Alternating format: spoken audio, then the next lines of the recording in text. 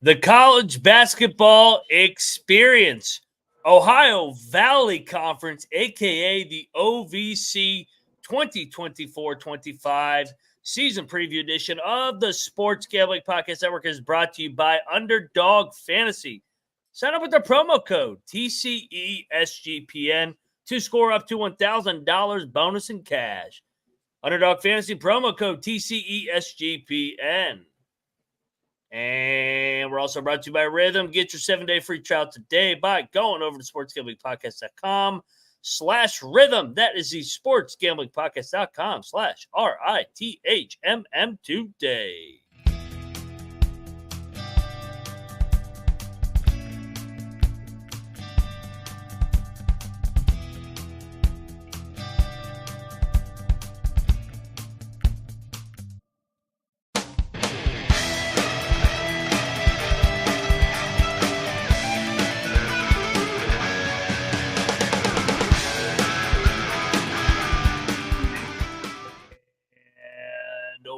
Welcome, everybody, into the college basketball experience. OVC, the Ohio Valley. Moneyline Mac is coming home to talk about one of the conferences I worked in for 2 years. Love the Valley. It is a much different valley. There's no Belmont. There's no Murray. There's no Austin Peay. There's no Jack State. There's no There's a new head coach at Morehead. There's new coaches everywhere. But, hey, I still love the Valley. And we had some of these coaches on our coaches tour, and we'll break it down team by team, give out our 1 through 12 rankings, and go through the 11, right? Is it 11 or 12? I can't keep track. The expansion, yeah, you're right. It is 11. So, yeah, we're off to a good start here, breaking down the OVC. But, hey, we're still going to break down. He's still hungover after putting out the Will Wade interview today. I did have Will Wade on earlier, so shout out to Coach Wade. He's not in the OVC. He's in the Southland. And college basketball fans, go check out the Southland or check out the McNeese State preview, or just check out the Will Wade and a couple of OVC teams out there. Your coach is in our coaches tour, so go check it out. But first off, well, I got to introduce myself. I'm Moneyline Mac, aka the former video coordinator for Bob Huggins and Frank Martin.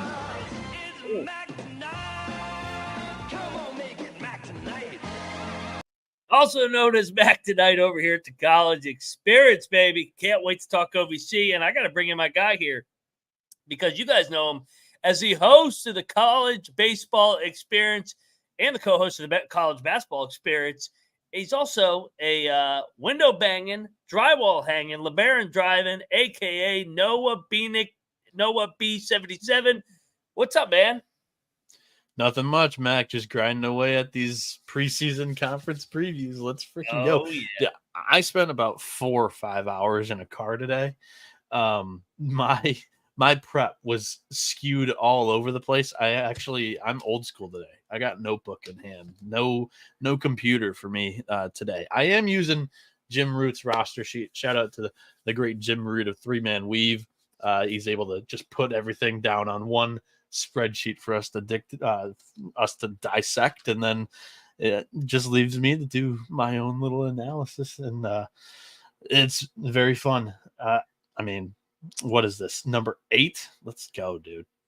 Is it 8? Yeah. And by the way, I thought you were going to say you took 5 hours to prepare for the OVC, and I said, hey, man, I love the OVC, but I'm not spending 5 hours prepping for you guys. I've worked in this league. It's all up here, baby. It's all up here.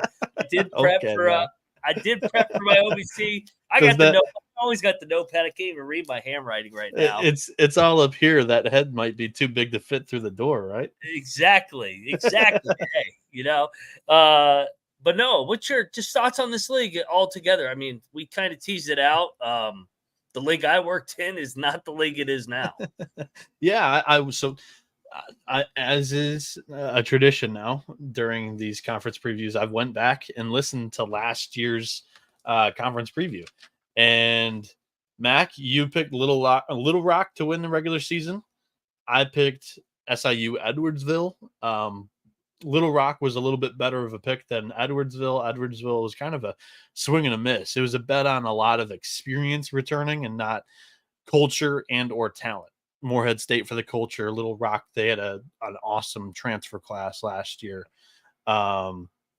So that was our picks for the regular season winner. For the tournament winner, both of us went cute. You took Tennessee Tech. That was a rough one. Finished ninth, didn't even make it. Didn't even make the tournament. And then I took Tennessee State. This was another team that had a lot of talent and I thought could grow into something throughout the year. And they were bounced in the second game of the OVC tournament as it's a staggered by system. So not the greatest conference preview for us last season, but we didn't go chalk and we got burned for that. So this year, I went and looked at it. Look, without Belmont and Murray, offense, like dynamic offense, is still winning in this league.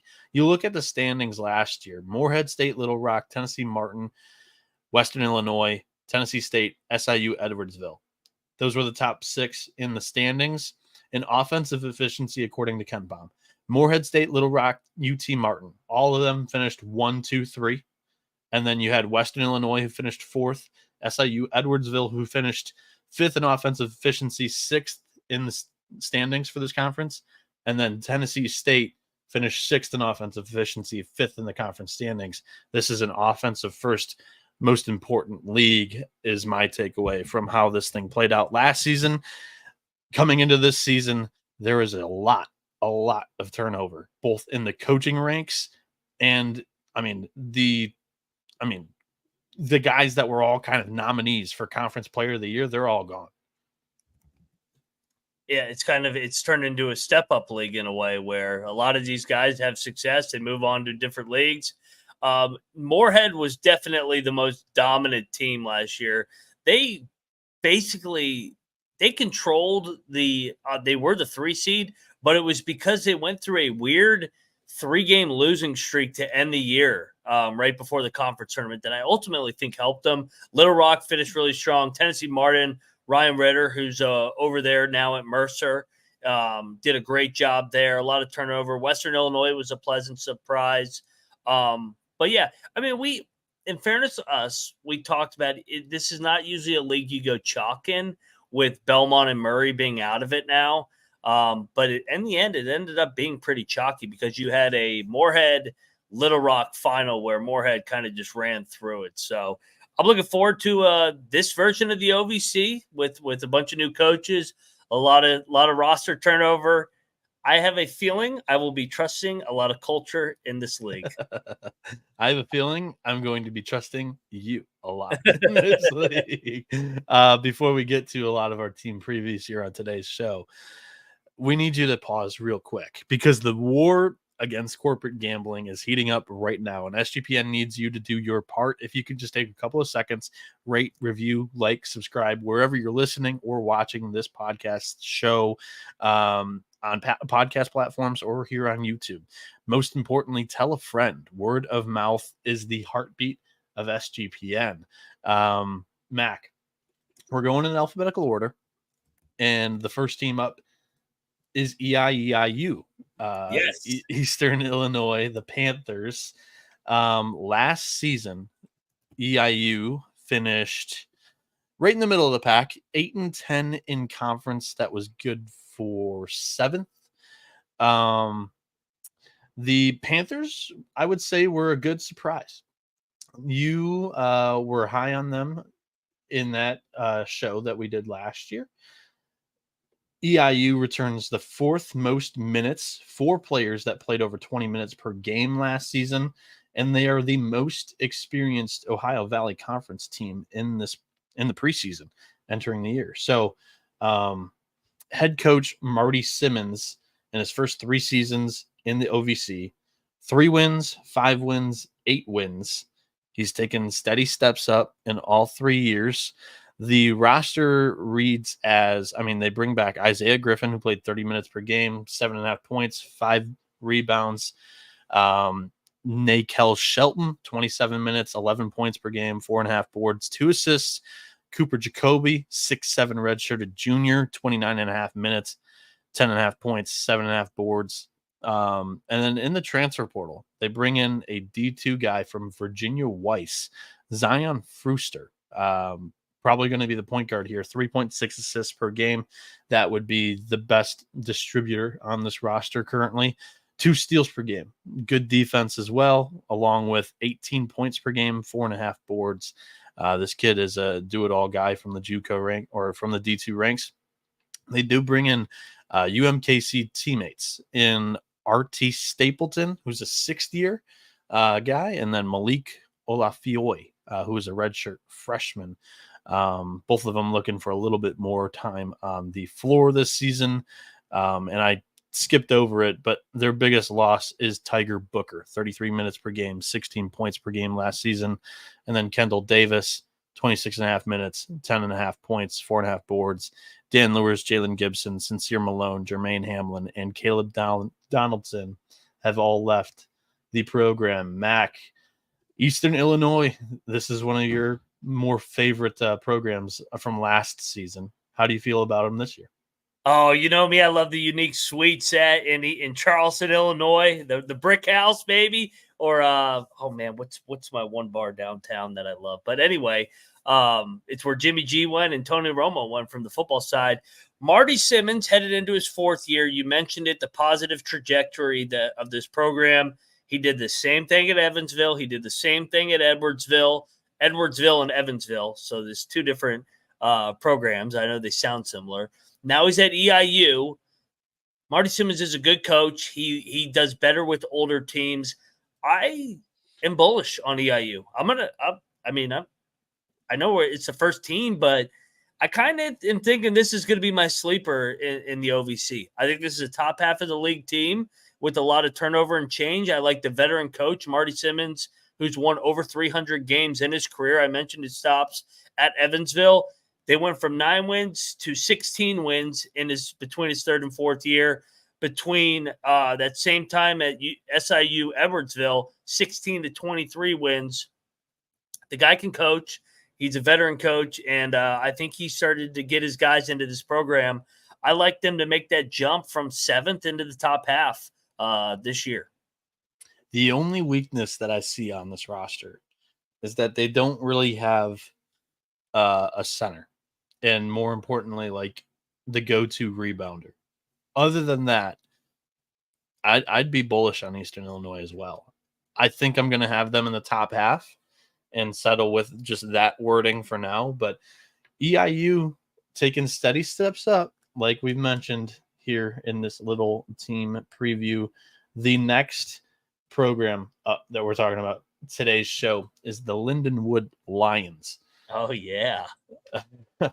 Lindenwood.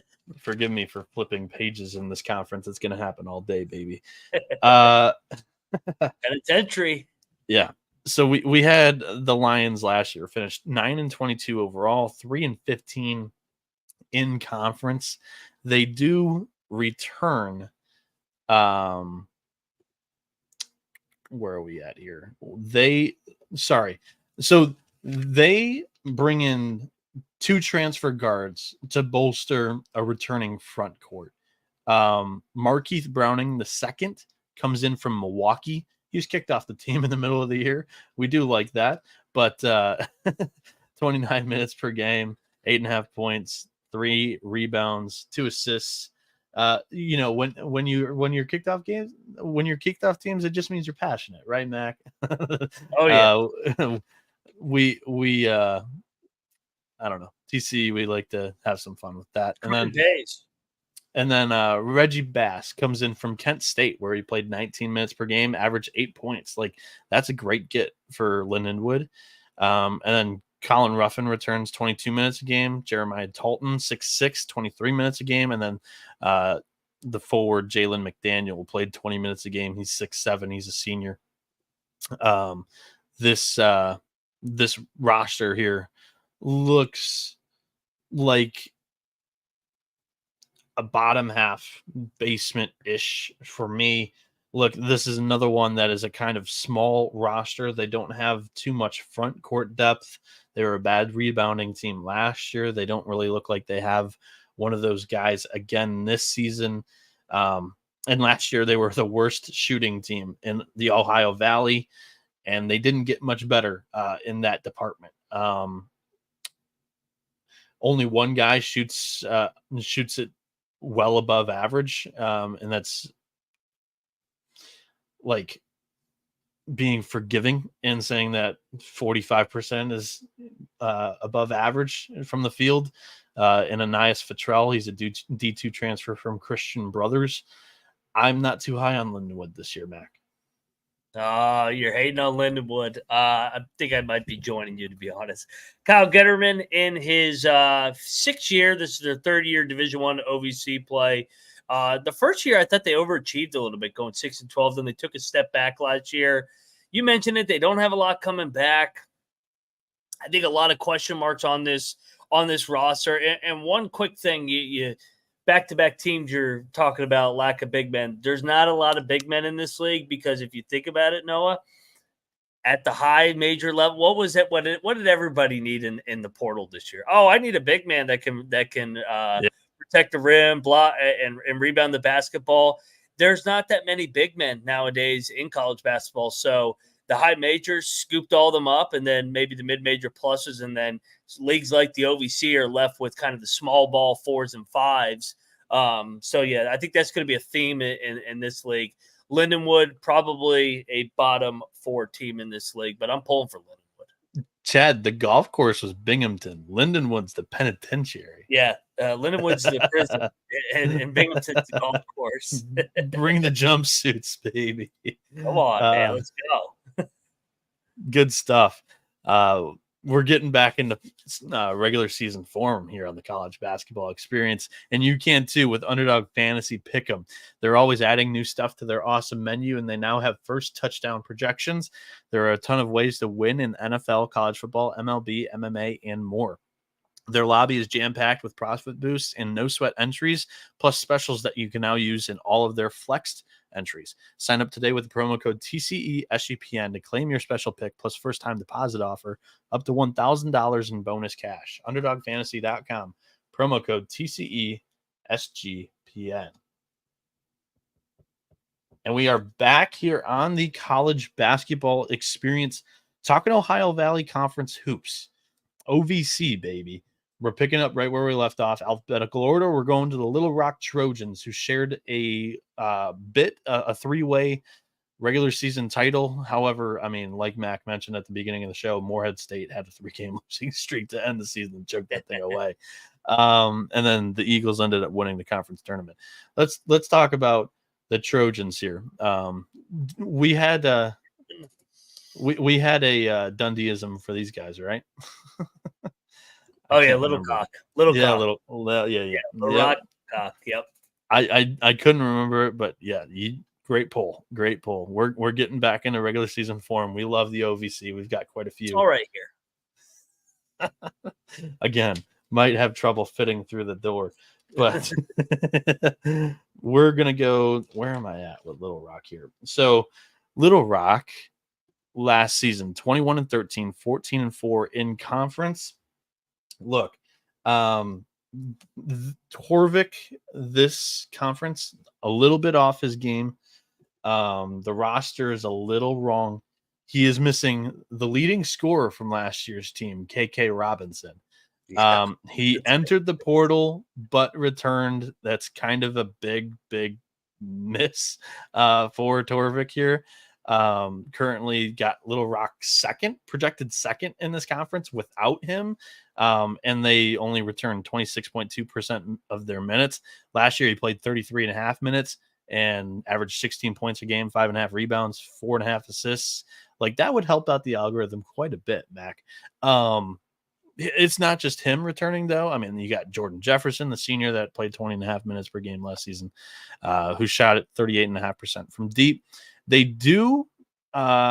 This is, I think, so the duo of guards is great. And then they bring in 2 power conference transfers. Both of them, I think Mwani Wilkinson's a wing, 6'5" senior, played 9.5 minutes last year for LSU. And then Jonathan Lawson, a forward big man who played 3.5 minutes for Creighton last season.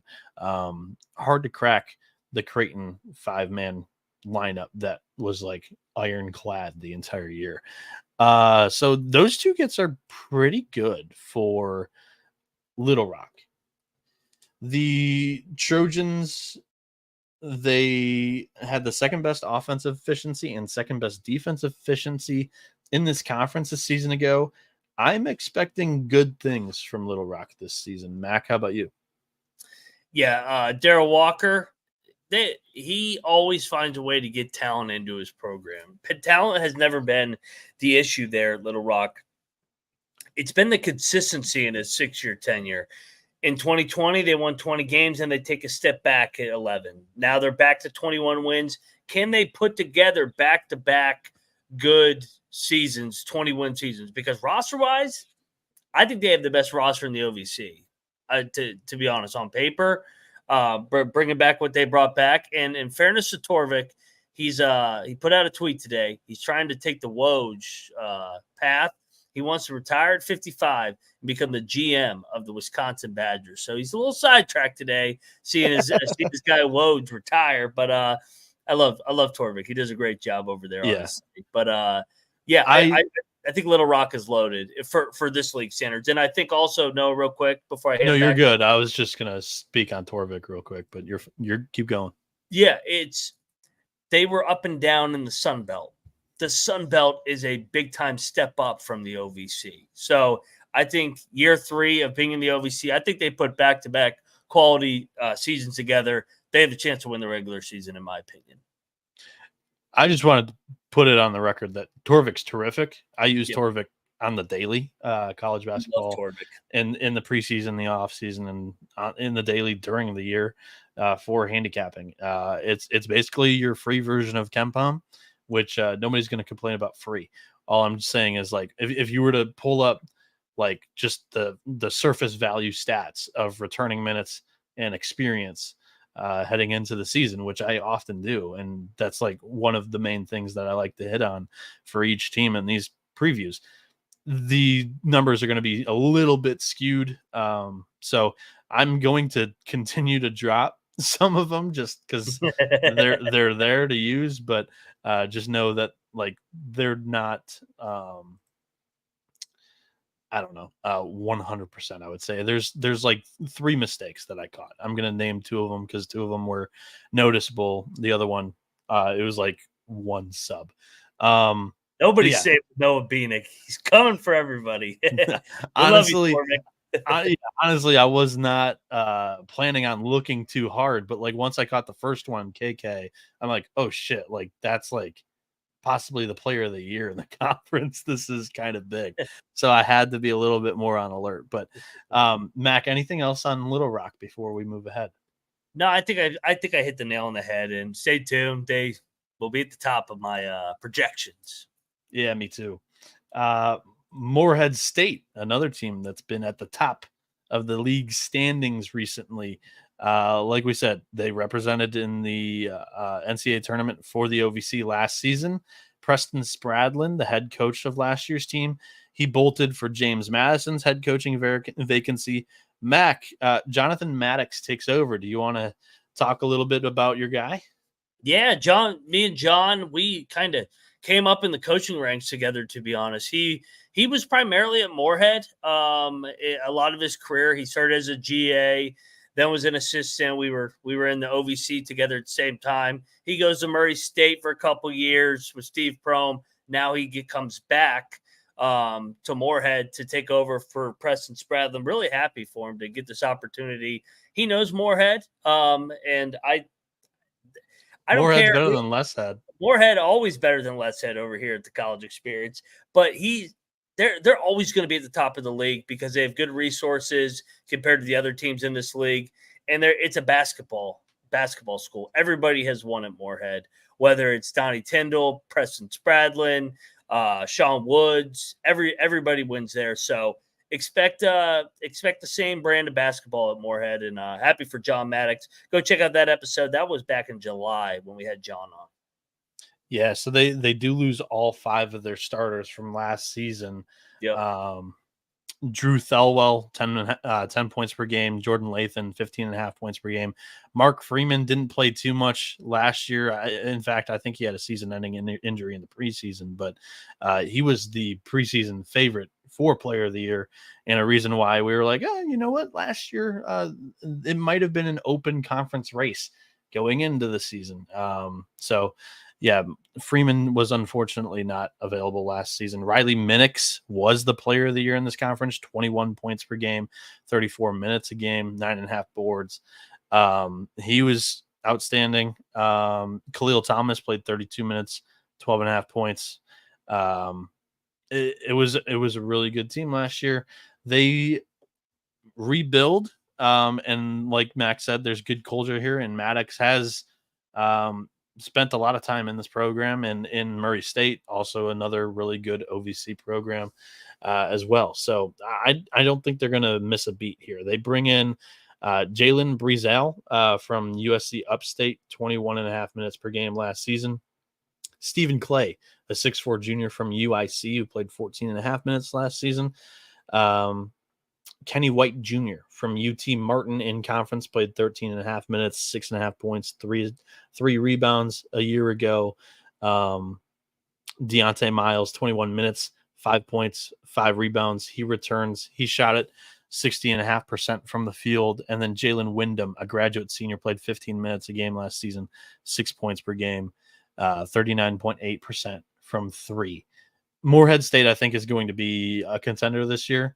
I don't know if they're my preseason favorite to win it. Yeah, it's probably gonna be hard to label them the preseason favorite just because of all the turnover. You mentioned it, lose all 5 starters, lose your head coach, but don't kind of like we were talking about with Colgate a couple episodes ago. They're always going to be in the top half. So Morehead, I think they'll take it on the chin a little bit in November, December, where John's trying to find their identity, first-year head coach, although I kind of mentioned it, Morehead's always going to have the same brand of basketball, play tough, defense, rebounding. That's how they've always played there. And with him being there, as long as he has at different levels of different coaching positions, he knows what wins there. So that's what they've recruited to. And top half of the league, top four for me. I agree. Let's move to SEMO, the Red Hawks. As Colby was saying, I think it's 2 years now in the postseason when he hit when he hit like a 35-1 future or whatever it was. I can't remember. It might have been 15-1, but either way, he hit and he kept screaming SEMO money for the rest of their life during the season, during the NCAA tournament. And I think they were a first 4 team that got bounced, but still fun nonetheless. Memories. SEMO last year finished 9-22. 4-14 in conference. That was second to last, 10th. Look, SEMO this season, what I wrote down on them is that Torvik was also missing a couple, or so this one he had 2 players on the roster that are not officially on the roster, and unfortunately they are they would have been role players. So Kobe Clark and Evan Usher are not on this team. They do depart. Evan Ursher played 21 minutes a game last season, and Kobe Clark 16 minutes a game. He was a good shooter. Also leaving the team from last year, Josh Early, who played 21.5 minutes, averaged 10.5, 5 boards. And then Aquan Smart played 22 minutes, 8.5 points, 3 boards, 2.5 assists. Dylan Branson, 21 minutes a game last season. Gavin Elkamil and Adam Larson are all gone. Coming in, they hit the JUCO ranks pretty hard here. They bring in the number 95 recruit, according to JUCOranks.com. 16.5 points per game for Braxton Stacker at Highland last season. 5.8 rebounds, 2.9 assists. Also ranked number 100 in JUCO transfer portal rankings is Elliot Lowndes, a center, 7-foot junior who averaged 10.5 points, 7.5 boards, 3.5 blocks per game at John A. Logan.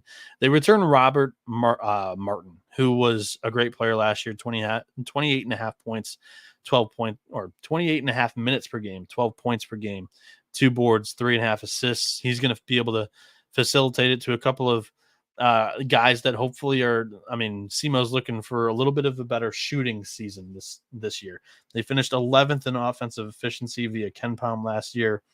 Honestly, I don't see immediate improvement in that department. I have SEMO finishing pretty close to the basement as well. I think I like this team a little bit more than you. Brad Korn, former K-State assistant, headed into his 5th year.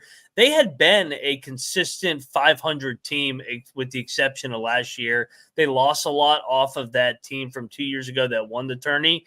I think they bounce back a little bit here this year. I don't think that they're going to be in the top 4, but I think they could push for middle of the pack, kind of like they had been in the first 3 years under SEMO. According to Torvik, he likes their returning production. Well, like I said, he had 2 role players in there that are not on the team.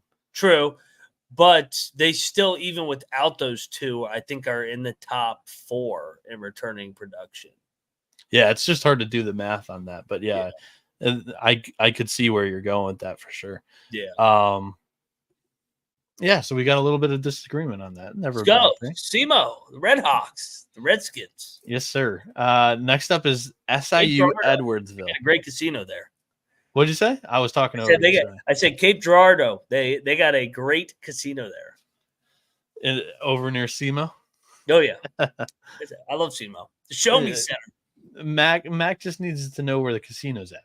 You know, the kids can stay at the hotel, curfew at 11:30 p.m. or whatever, Exactly. and I'm gonna skip across the street and go throw some chips around.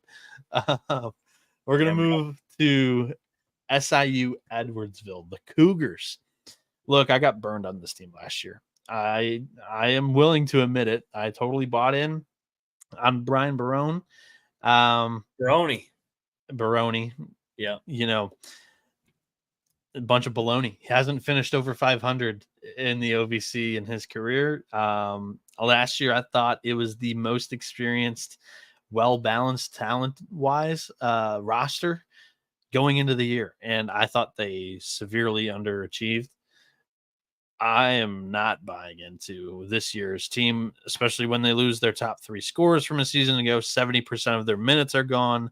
The one positive here is that they have a roster full of juniors in a backcourt of 2 graduate seniors. That is a positive here. And then they also bring in 2 JUCO national champions that were teammates. So let's talk about it. DeMarco Minor, 33.5 minutes per game, 15.5 points, 8.5 boards, 3 assists. He transferred out. Jameer Price, 31.5 minutes, 14.5 points, 4 boards, 2.5 assists. He's gone. Terrence Thompson, 22.8 minutes per game. He's gone. Ethan Yancey, 5.5 minutes per game. He's gone. Adiola Sion is gone. Dorian Staples left. Shamar Wright and Lamar Wright are gone. Shamar put up 14 points per game, 4.5 boards, and Lamar had 9.5 points, 4 rebounds per game. Coming in, like I said, they do bring in 2 national champions from the JUCO ranks that played at Barton last year. They went 36-1. Ring Malith, who averaged 12 points per game, 4.5 boards, and then Miles Thompson, 14 points per game, 6.5 rebounds, 1 assist. Ring Malith was ranked 30 in the JUCO transfer portal ranks. And then, like I said, the grad seniors in that backcourt is a nice positive to have. You're not going to complain about that. Rayshawn Taylor, 13.5 points per game last season in 30.5 minutes. Did shoot it well from the outside as well, 36.7% from beyond the arc. And then Desmond Polk is his Robin to the Batman for this upcoming season, 19 minutes a game last year.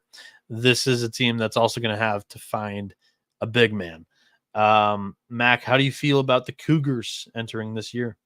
Barone, so pushing back on Barone. He has the 2 most winning seasons the last 2 years at SIU Edwardsville. So SIU Edwardsville at the Division I level has been bad. They took a slight step back, but a lot of it, I think, they had some injuries, though, in February. They still finished 500 in league play. They had expectations, like you alluded to, on paper coming off that 19-win season 2 years ago.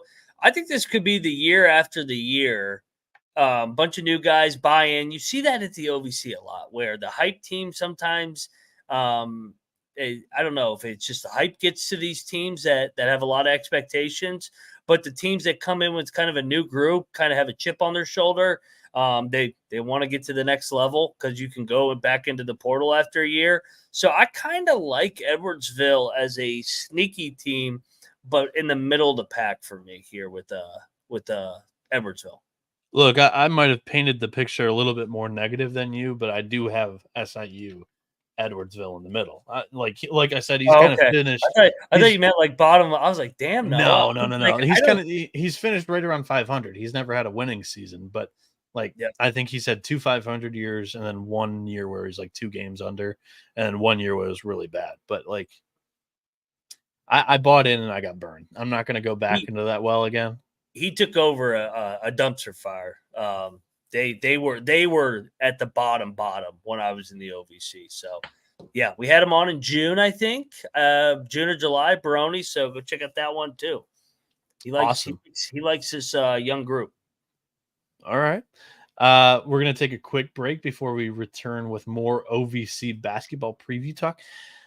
We're brought to you by BetUS this season. The college basketball experience is partnered with BetUS, who is the best in the business and have been around for more than 30 years. Bet anywhere, and BetUS is available in tons of locations, including internationally. They just launched an all-new live betting experience as well, so you can easily deposit your cryptocurrency and get lightning-fast payouts too. Use our link to sign up today and get a 125% deposit bonus on your first 3 deposits. Go to sportsgamblingpodcast.com/betus. That's sportsgamblingpodcast.com/betus. Promo code SGPN so they know we sent you. BetUS, America's favorite sportsbook. SGPN's proud partner Rhythm is the #1 AI-powered sports betting platform that helps provide bettors of all levels the ability to build custom predictive betting models in seconds and get predictions for betting on money lines, spreads, totals, and props.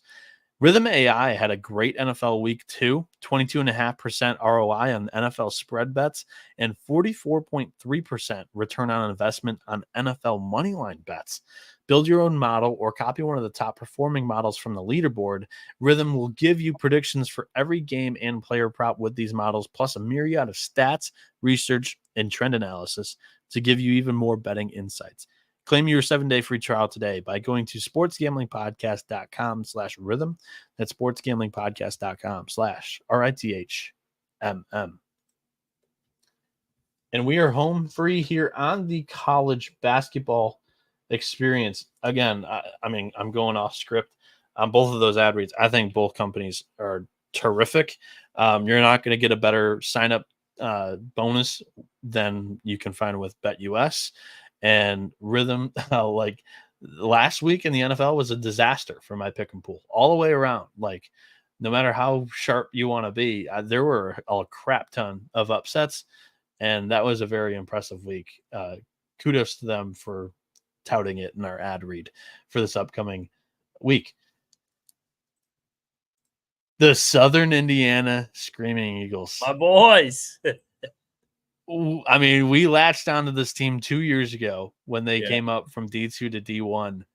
Mac, that year, they finished #1 in offensive efficiency in the Ohio Valley Conference. It was a slight step back from that. I mean, that was going to be tough to repeat in general, but very impressive in year 1. Year 2, they went 8-24 overall, 5-13 in conference. Look, they bring back the 3rd most Ohio Valley Conference minutes from a season ago, 52.5%. My favorite stat that I'm going to give out for this show, Mac. Southern Indiana went 1-8 straight up in 2-possession Ohio Valley Conference games last season. I had it circled too. This is the team that's going to see some positive regression this year. Yeah. They finished with the second best free throw percentage in the Ohio Valley season ago, 77.5% in conference. And like I said, number one offensive efficiency a 2 seasons ago. This is a program that's been rolling, and I think they just had a bad bounce, a couple of unlucky possessions, and what do you know? They were on the losing end of a couple of 50-50 games under Stan Gerard. Anything on the program here that you wanted to talk about, Mac?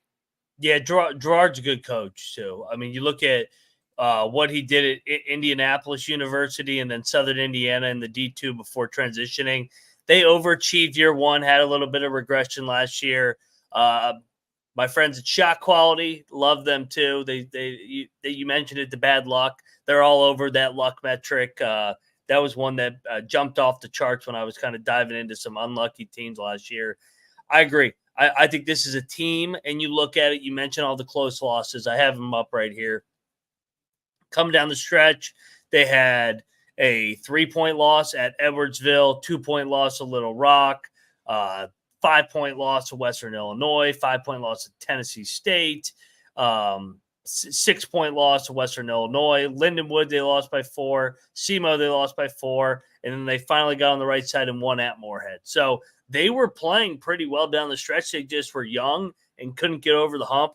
Southern Indiana, top 4 this year. I'm calling it right now. Stay tuned. They might be higher than top 4. I'm just being safe right now. I love my Screaming Eagles here. They play hard, man. They play fast. They're entertaining. Yeah, 100%. I just realized that we talked about Southeast Missouri State already. we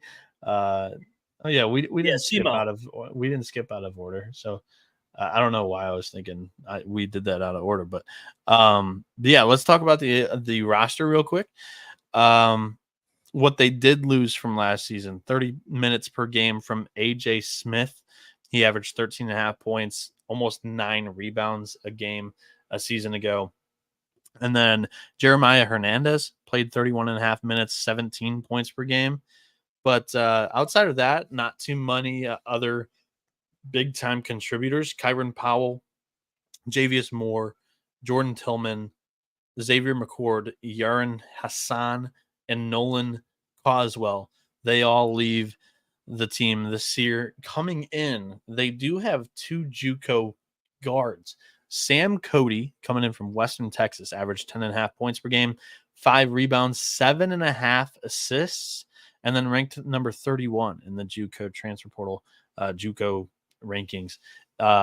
Braxton Jones averaged 19 points per game, 3.5 boards, 2.5 assists at Garden City a season ago. And here's a sneaky get. 6'8" forward from VMI, Stephen Olowani. In 18.5 minutes a season ago, 8 points, 5.5 boards. VMI is they've like put out, like they've churned out some of these big guys like a factory. You saw it with the guy that went to Chattanooga. I can't remember the name. It might have been like Jake Stevens or something. Jake Stevens, big fella. Did I nail it? That was off the top of my head. I wasn't sure if I was correct or not on that, but he's like the cream of the crop. But like VMI is known for churning out these types of guys that can stretch and shoot from deep. Jack Mielke, another forward, 6'7", a senior, 32.5 minutes a game last season, 8.5 points, 4 boards.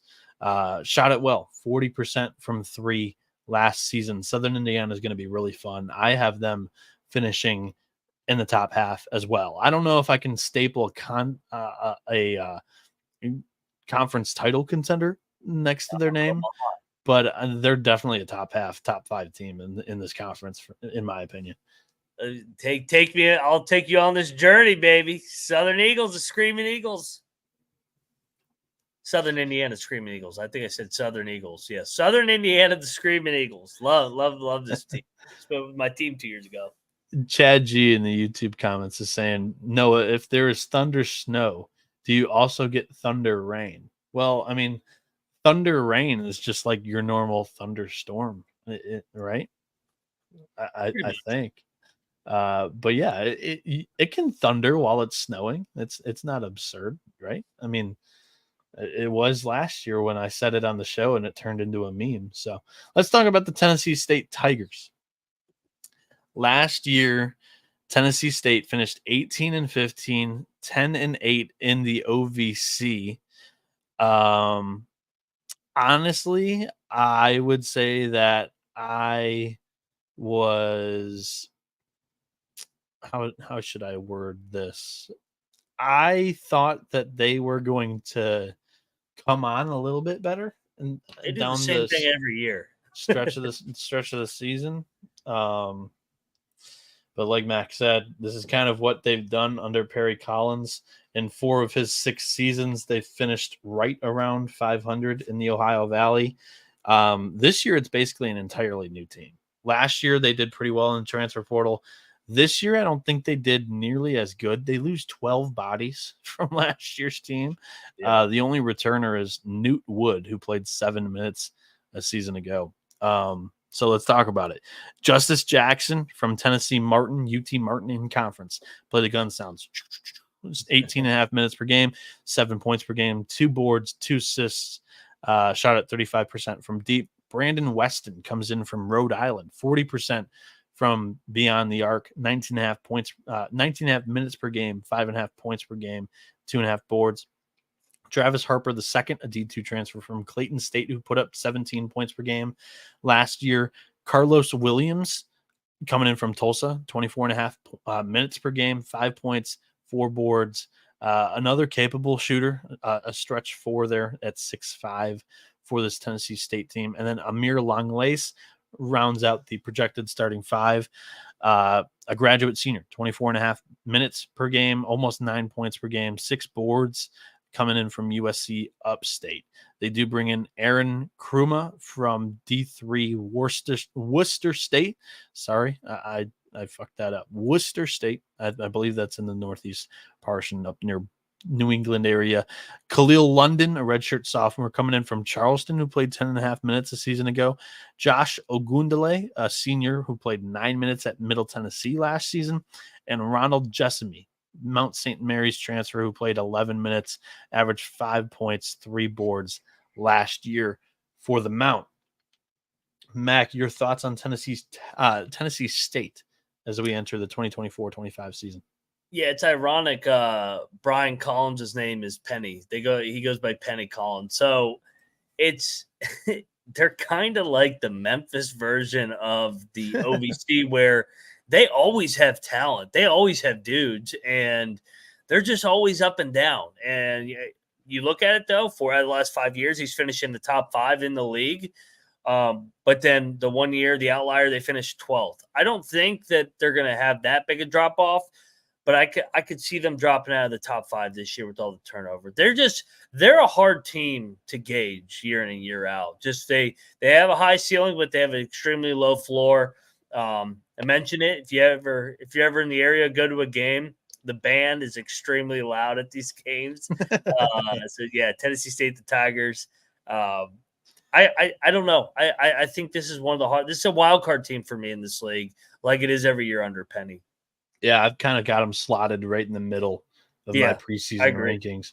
Look at Crutch sticking up for me too. Another northern guy. He lives in the Northeast. He says thunder snow happens every so often here in the Northeast during the winter. So it's not just a myth. And then he's also saying good old Worcester State, 45-minute dead west of Boston on the Massachusetts Pike. Next up, alphabetical order, Tennessee Tech, the Golden Eagles. Pelfrey. Yeah, a season ago, 10-21 overall, 5-13 in conference. They returned the second most minutes from an Ohio Valley Conference team last season. In my book, that might not be a good thing. They, of their returning minutes, they do lose their 3 leading scorers from the 3rd worst offense in 2023 in the OVC. Let's dive in. They lose David Early, who put up 14.3 points per game. Josiah Davis, who had 13 points per game in 30 minutes. And then Jarvis Harvey, averaged 14 points per game in 35 minutes, along with Eric Oliver, who's left the program, Jerome Bea, and Deontay Wood. They're all gone. Coming in to kind of be the new scorer, in my opinion, is they're going to take a chance on Jalen Johnson, the 73rd ranked JUCO recruit from Southern Idaho. Averaged 15 points, 5 boards, 4.5 assists last season. Rodney Johnson Jr. played 26.5 minutes a season ago, 10.5 points, 5 boards, and 46% from the field. Mac, do you have a feel on Tennessee Tech? If I were to say I don't know where I'm going to rank a team this year, it would be the Golden Eagles of Tennessee Tech. Yeah, so Pelfrey's definitely been up and down in his tenure in Cookeville. 2 years ago, they finished second. They come within one shot of making the dance. Then they take a step back this year. The year before that, they were in seventh. I kind of get the feel that they're going to be more towards the top half. I think they were another team that kind of had some bad luck. They lost some close games. I think like 6 or 7 of their losses were by 7 or less in league play. I'm going to trust Pelfrey, a veteran coach here, to bounce back after that 10-21 year with some experience coming back, like you said. Yeah, they lose some of their top guys, but I think maybe a couple of them might be addition by subtraction. GBO Farms approves of my prediction. There we go. The last team, or not the last team, but the second to last team. This one's the one that I'm kind of most intrigued by, most excited to talk about because, gosh, UT Martin, the Skyhawks. I think that this team has a high ceiling and a super low floor. Let's talk about it. They bring in. I'll let you talk on Jeremy Schulman, the new head coach, and then I'll add any input on things that you leave out. Yeah, I mean, he was a really good coach at Eastern Florida State College, won 346 games in his, 14 years there. And that was in the best junior college league in America. So, you know me, man. I like backing the jukes in these little leagues. I'm gonna like UT Martin this year. I think he knows the JUCOs better than anybody. Coaching in there the last decade plus. We just saw with Ritter, who was really good with the JUCOs. Everybody at Martin that has juked it up has had success, and that's what Schulman's going to do, in my opinion. Yeah. So I the reason why I dove into the coach big time here, I usually leave that up to you. But look, the roster has a lot of international players, 11 of them, to be frank. 7 of them are from Europe, and almost all of them come in from the JUCO ranks. Schulman went 346 and 107 in the best junior college conference in college basketball. This, before he took over in his 14-year tenure, this program had 7 wins this season prior. Look, so they had not made the tournament in the previous 11 seasons before he got there. He won Coach of the Year 9 times during his 14 seasons. The Titans won 10 straight conference championships, 11 in total in 14 years. They went to the Final Four twice in 3 Elite Eights. Look, I was pretty excited to talk about this because I think it's a true enigma. Like I said, high ceiling, super low floor, because there's a bunch of young Euros coming in, and we saw what happened with UCLA. I mean, I know that's a high power program. We're talking about a low major here in UT Martin, but that's typically what you kind of get with a bunch of Euros coming into the American college basketball scene for the first year. They have played some JUCO ball, so they do have a little bit of experience there. But I'm very impressed with Jeremy Schulman's track record. Let's talk about the team. I'm not going to mention, this is an entirely new roster because of the new head coach. So the two guys that have D1 college basketball experience, Vladimir Salaridze played 11.5 minutes a game last season for UC Riverside, averaged 4 points per game. He's 6'7". Looks like he can shoot it from the outside a little bit. He only put up 31%. He only made 31% of his threes a season ago, but he'll keep you honest.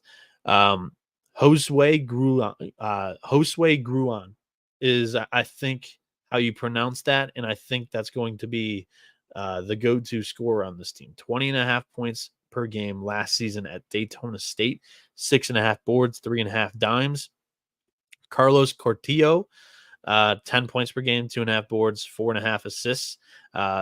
He played at Eastern Florida State under Schulman. Also coming in from Eastern Florida State is Matija Zuzic, 12.5 points per game, 4.5 rebounds, 1 assist per game. Also 2 more coming in from those Titans that were a terrific program. Andrea Bukem Rivoc, he averaged 10 points per game, 7 rebounds. And then Afan Ternica put up 5.5 points, 3 boards, 3.5 assists at Eastern Florida State as well. Florida Southwestern State transfer, AJ Hopkins. Hey, a normal name there. 9.5 points per game, 3 rebounds, 1.5 assists. And then the last one is Stefano Falopa, coming in from Monroe, 10.5 points per game, 6 rebounds, 2.5 assists. Like I said, a lot of these are monster numbers from the JUCO ranks. He does bring in 4 guys from this Eastern Florida State program that, I mean, he built from the ground up, from what it sounds like. I have no idea where to put UT Martin. I could see them struggling early, but I think they're going to be playing well late. I think this is a dangerous team come conference tournament. Just with all the new faces and Schulman's track record of teams getting better and better throughout the year. I'll probably put them in the middle. Beware of this program over the next couple of years, though, with Schulman. I mean, right, once I think he's going to be able to retain some of these guys for second year after JUCO and be really good. Ritter, it took a year. They were okay that first year. And then the second and third year, they were really good. So I could see the same thing happening for Schulman over there in Martin, Tennessee. Yeah, so Martin, Tennessee. I pulled up their schedule. They're on Torvik, a 2.5 point dog to Lemoyne. I will be taking this team on the money line against the Dolphins. Oh, they're talented. They're going to get undervalued because nobody knows who these guys are. Correct. And I don't know when the right time it will be to play them, but I want to be high on this team, but I don't want to get caught with my hand in the cookie jar, if you know what I mean. So, yeah, I mean, you're being cautious, which is telling me that I should hold back my excitement on this because, like, I mean, the track record that is viewable, that I think is translatable to this level of college basketball is the coach. And I'm going to trust your vision or how you're viewing this in the preseason. Do you want to give some perspective too? Like I mentioned, the guy before him, Ritter, who also was at he was at Daytona before that in that same league. He got it really going his second and third year. His first year, they finished 5-12 or 5-11 in league play. So I think they're going to be a little bit better than that, just because he's bringing a lot of his guys over as well. That he's coached with. Ritter came over from Bethune-Cookman before coming over, compared to Schulman, who's coming right from the Juke ranks. Good to know. Last team here in the Ohio Valley Conference is a threat, I think, to win the title. Western Illinois Leathernecks. Leathernecks, baby. Let's go. Yeah. I love this team. Yeah. They return 30% of their minutes from last season, but they do bring back their leading scorer from a season ago, and that was, where am I at in my, again, all over the place today, was in the car for probably 5 hours writing some of this stuff down. Their leading scorer from a season ago, Ryan Myers, 13.5 points per game, 2.5 boards, 2 assists per game, shot at 40% from deep. They're going to rely on the transfer portal a little bit here because they do lose quite a bit of production. James Dent Jr. averaged 10.5 points per game in 26.5 minutes, 4 boards there as well. He's left the program. JJ Kalakan is gone, 9 points per game. Quinlan Bennett, 29.5 minutes, 9 points per game. Josiah West, he's gone, 28 minutes, 9.5 points, 6 boards, 2.5 assists. Joe Petrakis, Drew Cisse, Braden Lamar, Durin Beret, KJ Lee, DeMico Anderson, Shea Davis, they've all left the program. So they hit the Chad Bedreau hit the portal hard here. Stephen F. Austin coming in from there is Kamari Wilson, 13 minutes per game there. Taking a small step down in league, hopefully to get a little bit more time on the floor. We'll see how that works. Like I said, the leading scorer from last year's team, Ryan Myers, a D2 transfer from my neck of the woods, Wayne State. Trey DeVoe, 30.5 minutes a game played or put up 15 points per game, 6.5 boards. For those that don't know, Wayne State is like in the hood of Detroit. Like they can ball. Roderick Payne put up 13.5 minutes, 3 points, 1.5 boards. In the small amount of time that he was on the floor. Coming in conference, Southern Indiana transfer Karan Powell, 16 minutes a game, 5 points, 4 boards.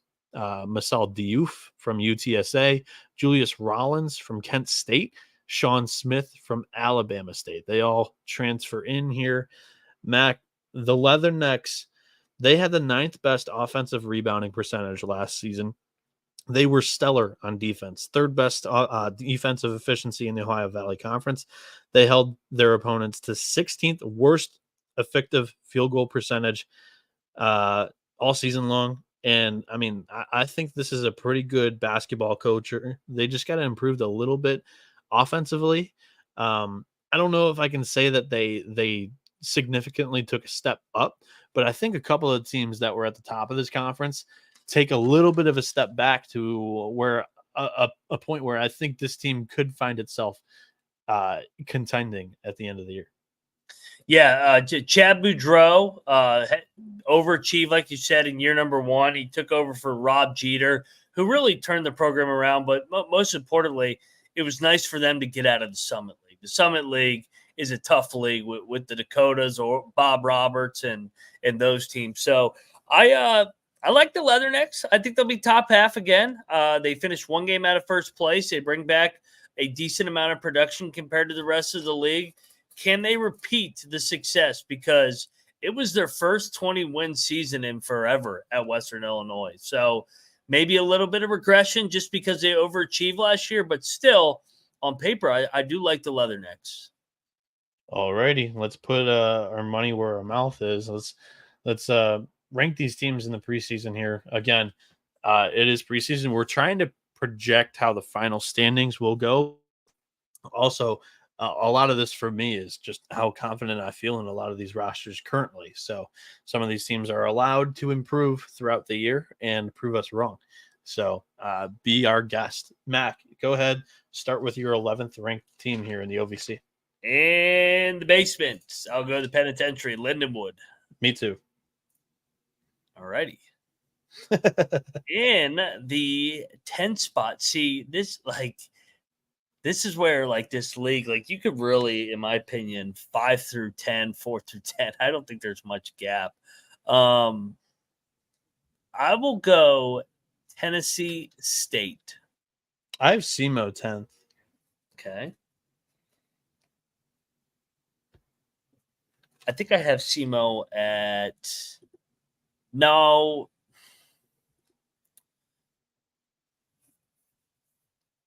I'm gonna go UT Martin at 9. Okay. UT Martin. I have Tennessee Tech 9th. Okay. All right. At number 8, I think is when I'm gonna come in on SEMO. SEMO at number 8 for me. Okay. I have Tennessee State 8th. Got it. And number 7, I think this is when I'm going to go with Cookeville, Tennessee Tech for me at number 7. Okay. I have UT Martin 7th. That was a team that I had a really tough time trying to fit anywhere here. I think I like them better than the other Tennessee teams. So I'm going to put them 7th, but I don't know if I can put them any higher here in the preseason. Okay. At number 6, this is where I got Edwardsville. I have Edwardsville at 6 too. Yep, they're right in the middle of the pack, just like they were the last couple of years. I like Edwardsville at number 6. Yep. And number 5, let's go. So I'm just going back to who I have left. I have Morehead. I have Little Rock. I have EIEIO. I have Western Illinois. And I think I named them all. I'm going to go Western Illinois here. Actually, I'm going to go Western Illinois 6. I mentioned, I think, a little bit of regression, and I'm going to go Edwardsville 5th. So I'll slide Edwardsville back up. Okay. 5th. I have the Screaming Eagles 5th. Screaming Eagles 5th, baby. I like it. At number 4, Southern Indiana. I said top 4. Okay. I have Eastern Illinois there. And number 3, this is where do I go bold here? I'm going to go EIEIO 3rd. You're right. I have the Leathernecks 3rd. Okay. Number 2. We have the same 2 teams in the top 2. Number 2, Morehead over Lesshead. Me too. And number 1, Little Rock. I agree. Little Rock, Little Cock. Little Rock, Little Cock. I agree. So I thought I went out on a limb on a couple of these. We might be aligning. So it could fuck up our sleeper bust here. Let's go off of last year's final standings. For my sleeper, I'm going to go with Eastern Illinois. They finished 7th a season ago. I have them finishing 4th. I have them getting into that top 4. I think we're in agreement. I'm dropping EIU down to 4. I'm going Southern Indiana 3, so that's my sleeper, Southern Indiana. So you get EIU, and I get Southern Indiana. There we go. Alrighty. 2 of our favorite programs from last year. They were feisty, dude. They were feisty last year. Oh, yeah. And like we said, the Screaming Eagles lost a lot of close games. Yep. So to recap, I know, because I always change it up. I got to visualize it. Well, so my bust is Tennessee State. They finished 5th last year. I have them dropping down to 8.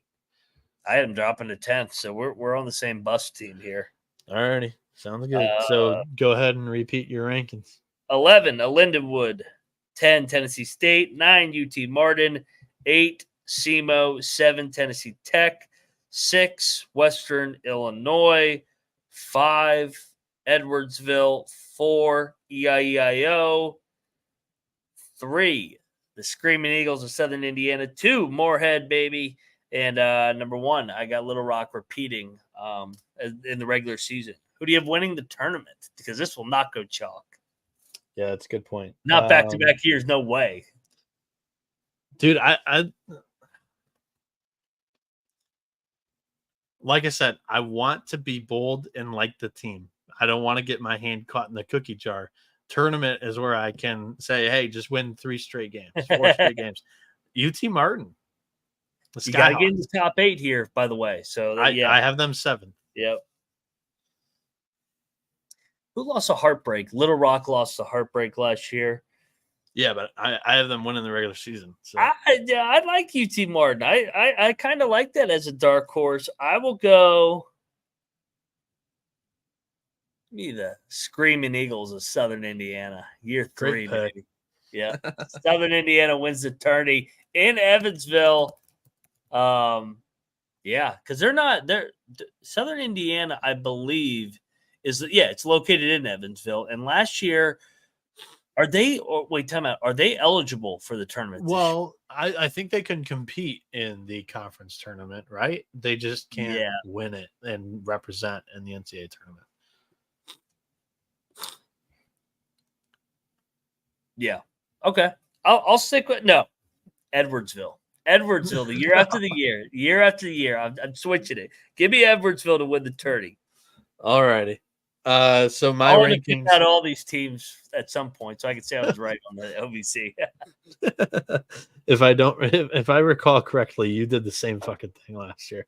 Like you went with Eastern Illinois and you ranked them 9th, and you're like, shit, they're not even going to make the tournament. And then you went through like 2 others, and I said, okay, if you're doing that, then I'm going to throw a dart, and I picked like 3 teams, and all 6 of our picks like missed or something. I can't remember, but the best. My rankings once again were Lindenwood 11th, SEMO 10th, at 9th Tennessee Tech, 8th Tennessee State, 7th UT Martin, 6th SIU Edwardsville, 5th Southern Indiana, 4th Eastern Illinois, 3rd Western Illinois, 2nd Morehead State, and winning the regular season title, I have Little Rock.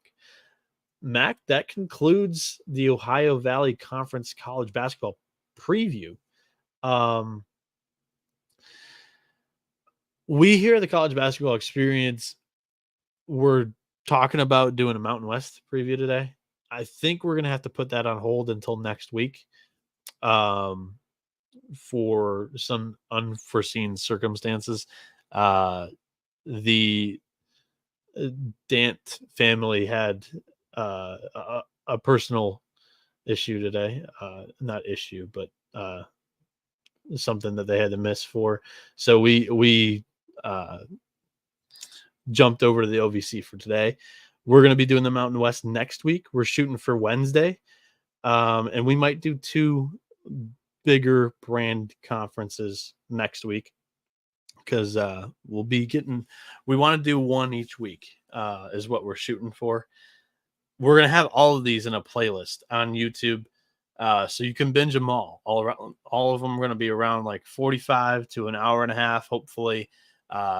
Some of these conferences have 18 teams, cough, cough, Big Ten, my conference. But you can also binge the Summer School Coaches Tour, aka the preseason Coaches Tour now, that Mac has been doing. He just had Will Wade, the head coach of McNeese State, on that. Go check out that most recent video. And the TCE trims. We're basically trimming out a news headline from each day, the biggest news headline. And we're giving our analysis on it throughout the preseason. This has been the College Basketball Experience. Mac, do you have anything else that you want to mention before we get out of here? No, I love the OVC. I love all these teams. I made a case for 11 different teams to win the league. I hope they all win. Everybody gets a trophy in this league in my heart. Awesome. This has been the College Basketball Experience. You better start thinking about yours, and we out of here.